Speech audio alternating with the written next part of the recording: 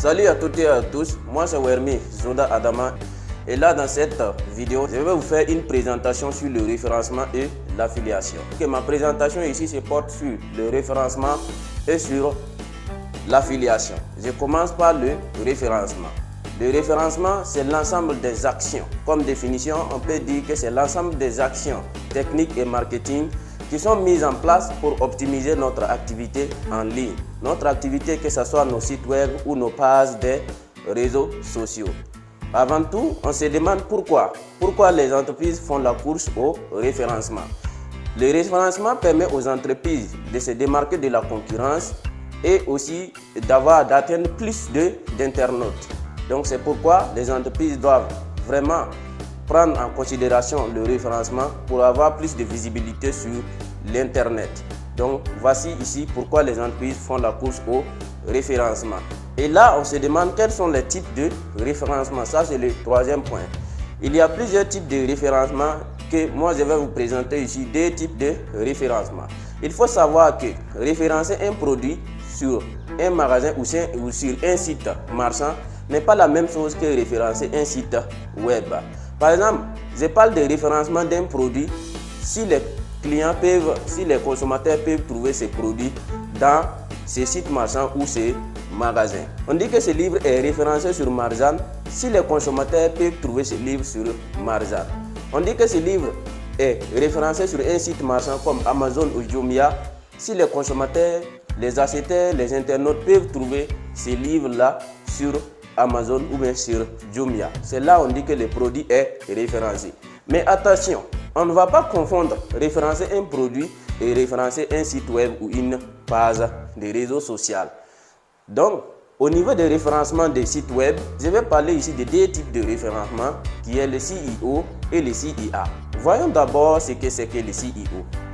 Le SEO, c'est un terme, un jargon anglais qui signifie le Search Engine Optimization. Search Engine Optimization, c'est le référencement naturel, c'est le référencement organique qu'on met en place pour pouvoir avoir un bon positionnement sur les moteurs de recherche comme Google.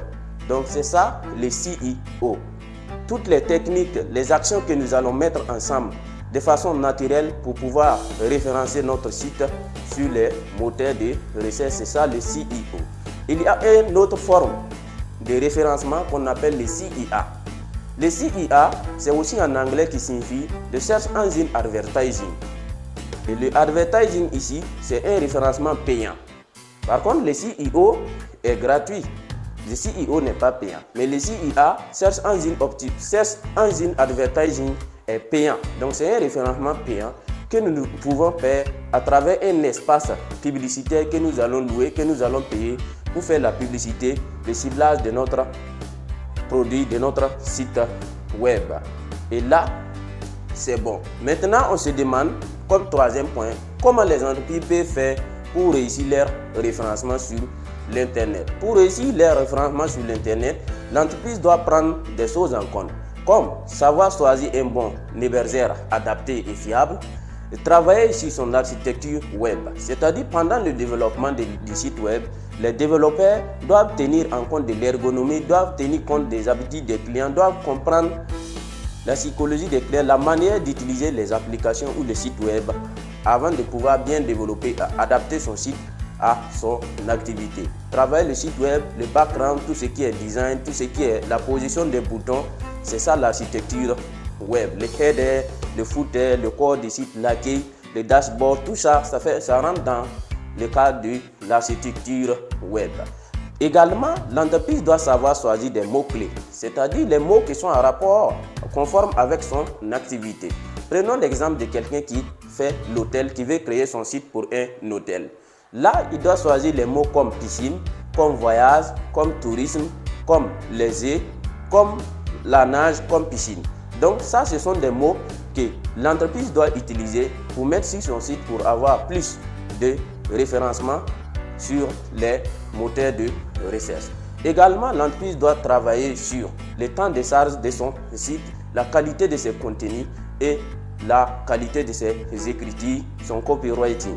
Donc tout ça, l'ensemble de tout ça va faire que les entreprises vont bien réussir naturellement leur référencement, le positionnement sur les moteurs de recherche. C'est-à-dire leurs sites web seront en tête de la liste quand les internautes iront chercher les produits qu'ils veulent. Donc voici d'une façon rapide ce que je peux dire sur ce qui est le référencement. Alors, voyons maintenant la deuxième partie de ma présentation sur qui est l'affiliation. En marketing digital, l'affiliation désigne l'ensemble, c'est comme un réseau virtuel où les producteurs, c'est-à-dire les commerçants, peuvent confier leurs activités ou bien les sites marchands peuvent confier leurs activités à d'autres partenaires ou à d'autres particuliers, des entreprises ou des particuliers pour assurer la vente.